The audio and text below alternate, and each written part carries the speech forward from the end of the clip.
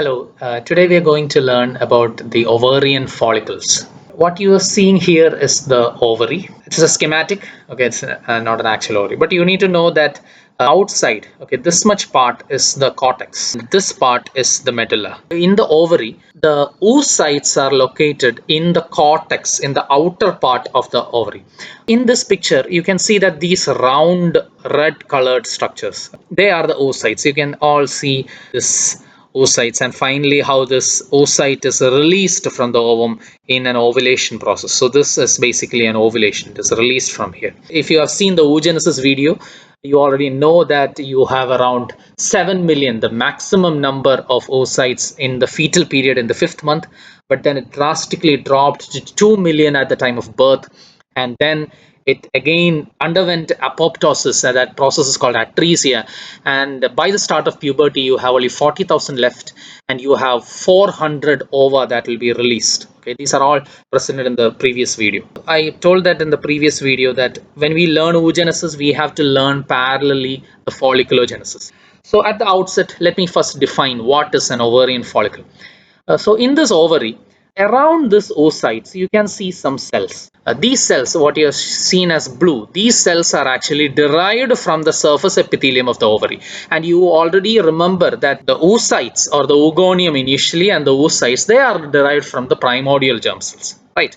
These cells are looking like simple squamous epithelium, right? Simple squamous epithelium resting on a basal membrane. So you can think that this is the basal membrane, and that basal membrane is basically wrapping, with that epithelium is basically wrapping that oocyte. Okay, this is a primary oocyte, and that primary oocyte is being wrapped by that basal membrane with that simple squamous follicular cells. Okay, these cells are follicular cells, and this type of a follicle is termed as a primordial follicle. Primordial follicle. Now, what is the further fate? The primordial follicle will further evolve into another follicle population, in which now the epithelium is not flattened squamous cells, they are cuboidal cells. But they are simple cuboidal cells, right? They are simple cuboidal cells. So this epithelium, this is basically another follicular epithelium, but the cells have gained more cytoplasm. Earlier it was flattened cells, but the cells have gained its cytoplasm content, and it has become a simple cuboidal epithelium. Again, it is a primary oocyte itself, but here you call it a primary follicle. Primary follicle. Okay, what I've drawn above the squiggly line is the oocyte, and below that what I've shown is the what that follicle stage is. Okay, this is called an early primary follicle. Okay, I'll label this as early. Okay, further what happens to this? This will further evolve into this stage where you will have cuboidal epithelium, but it is clearly multilaminar. So you have a stratified cuboidal epithelium that is again wrapping the oocyte. Okay, so you can see that basal membrane here, and you can see a clearly stratified epithelium that is wrapping the oocyte. Okay, this stage is again a primary oocyte itself, but you should note one more point: the primary oocyte has increased its size, the cytoplasmic content has increased. Here it is around 30 microns. In this stage it will be around 50 microns. Okay, 50 microns in size. Slowly it is increasing in its size. Okay, you can see the size is very much high compared to the granulosa cells. So this stage, what you can call this as again a primary follicle, but this is a late primary follicle. Here you can see one more very important difference. Around this cell membrane of the oocyte, you can see what I have drawn here in violet color, and that is called the zona pellucida. Zona pellucida is a glycoprotein layer that is secreted both by the contribution from the oocyte and from the follicular cells around it. You have an oocyte in the center, and around the oocyte you have follicular cells. Both the oocyte cell membrane and the follicular cells will contribute to the formation of the zona pellucida. If I name that as zona pellucida contains different types of zona pellucida proteins. It is called ZP1, ZP2, ZP3 and ZP4. Okay, 4 populations of ZPs have been identified, especially in lower animal studies. And of these, ZP3 is probably very much important because these Zona Pellucida are going to act later. You know that this is a oocyte. So later, as we learn fertilization, you will learn that these are going to be important receptors for sperm to identify this as potential targets. And also this is important for something called zona reaction, and we'll be learning about this further when we learn about fertilization. But you need to know where that is located. That is located in the interface between the oocyte cell membrane and the follicular cells. Okay, here I need you to know some more terms. The oocyte cell membrane has another name. It is called vitelline membrane. Vitelline membrane. Okay, vitelline membrane is nothing but the cell membrane of the oocyte. Vitelline membrane. Okay, so that is the vitelline membrane. So, and outside that you have the Zona Pellucida. Outside that you have the follicular cells. And follicular cells here has another name. It is also called granulosa cells. Granulosa cells. Granulosa cells is just another name for the follicular cells. So straight away you understood the problem in embryology. We have same things with different names. We have even more names for this. We'll come to that later. Something more happens in the region around here. We know that these are basically looking like balls of cells around oocytes. But around that balls, these are all cell arrangements. You can think that this is a specular type of follicular epithelium. But around this, you have a connective tissue. Okay, this region all you will have connective tissue, right? Around this regions all you will have connective tissue. So the connective tissue around this follicle will be specialized, and that will get hardened around this follicles.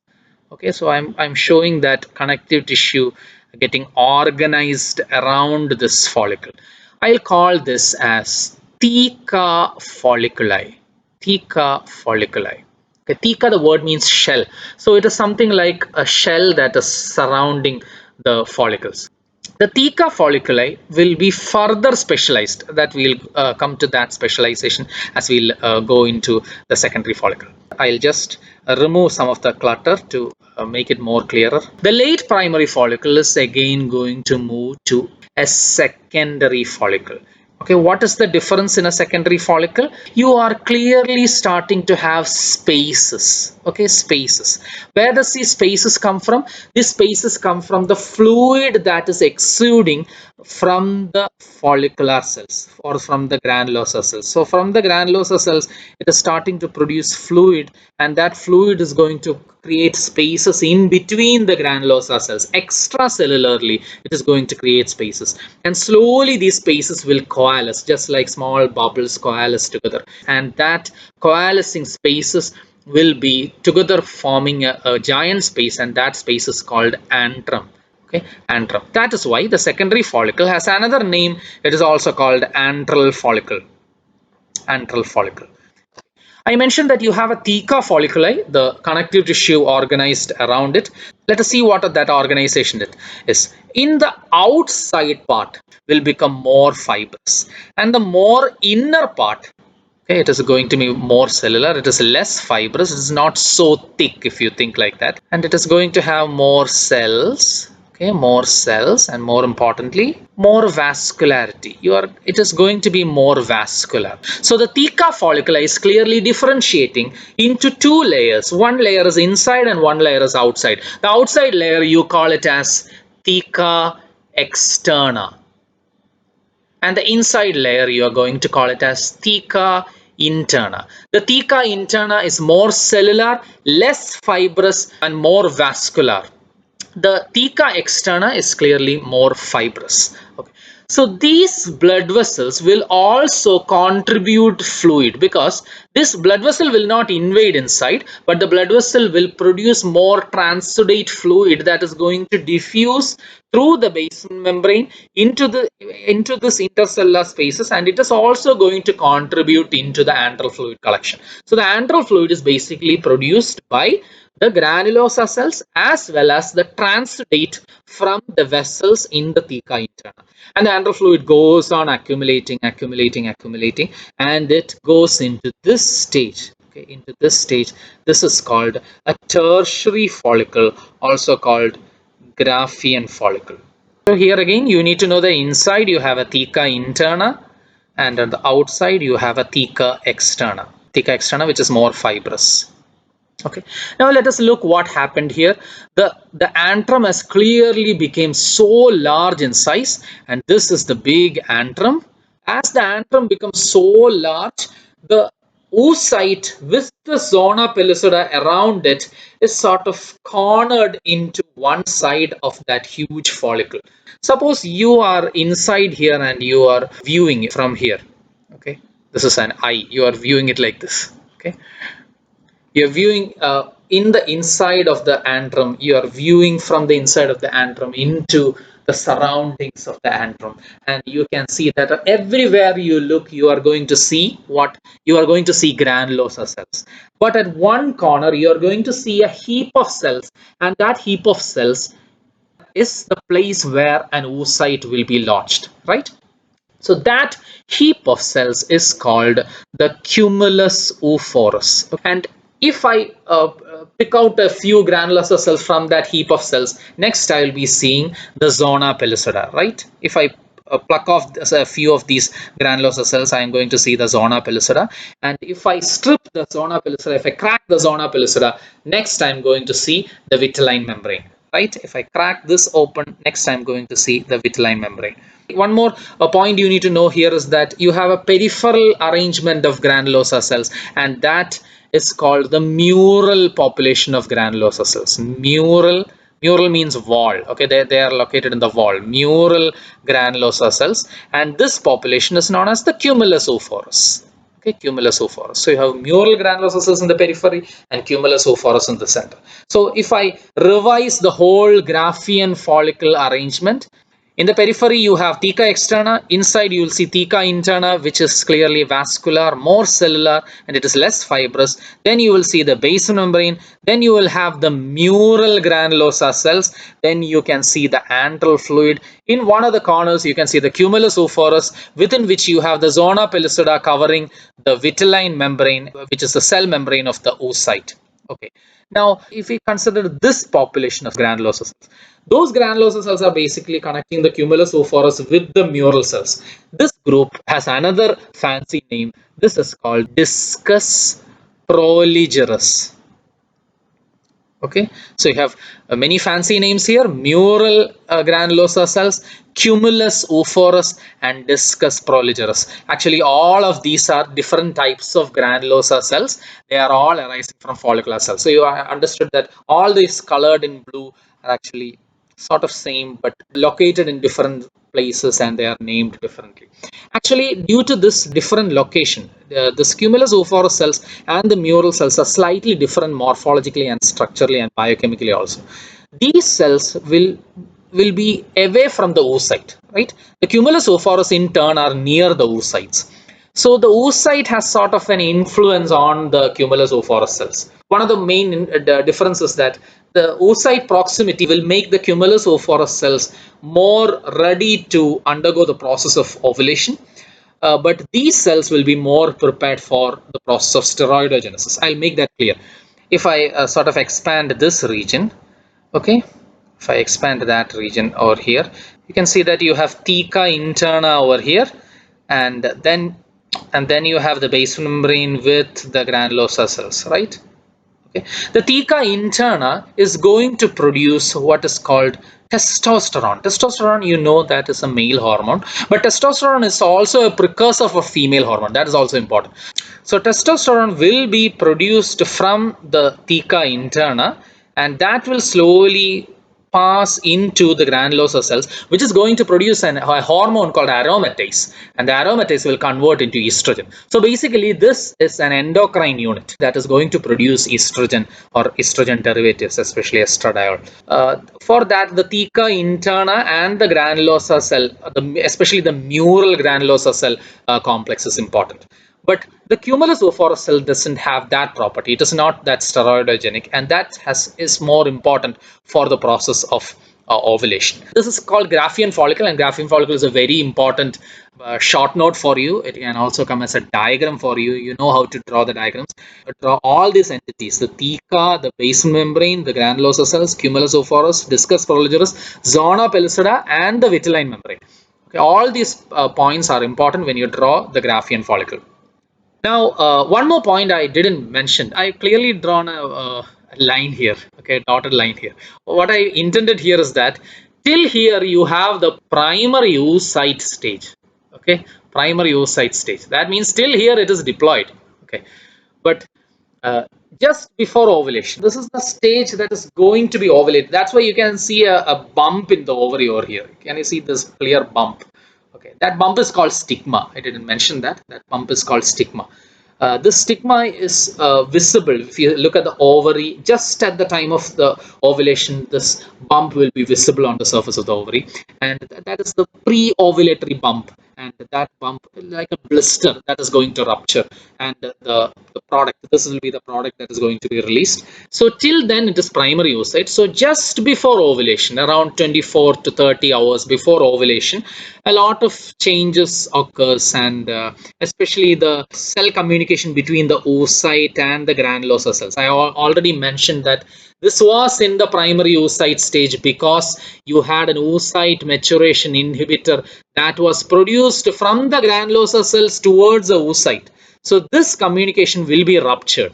Okay, this will be affected just before the ovulation, and once the influence of the oocyte maturation inhibition is stopped, the meiotic arrest will be released and it will go into the secondary oocyte stage. So this stage is a secondary oocyte. Okay, so you have to know the difference also. This stage, till this stage it is primary oocyte, but this is a secondary oocyte. The secondary oocyte is now going for ovulation. So what happens in ovulation? At the time of ovulation, due to the LH surge, you have a lot of biochemical changes occurring here, and one of the important biochemical changes is that the cumulus ophorus cells will start to produce more hyaluronic acid. The hyaluronic acid will sort of absorb more and more water, and the water will sort of disrupt all the cells, and it is going to release the oocyte, zona, and the cumulus ophorus complex, and that is the complex that you are seeing here. So this is the structure that is being released. It's not just the secondary oocyte. Okay, first point you need to know that what is ovulated is not the ovum. It is the secondary oocyte, and not the secondary oocyte alone. Around the secondary oocyte, you have a zona pellucida, a glycoprotein covering. Okay, it is a S cellular. You need to know that this is a cell, but this is not a cell. That is a cellular glycoprotein sheath around it. Around that you have the cumulus ophorus cells. Okay, these are the cumulus ophorus cells. The cumulus ophorus cells that are just around, that are in contact with the zona pellucida. Okay, those cells, this population of cells are called corona radiata. Okay, so basically you have a lot of names over here. In this class I taught a lot of names. So if we consider the follicular cells alone, if you just sort of revise, you have follicular cells here, it is called granulosa cells here.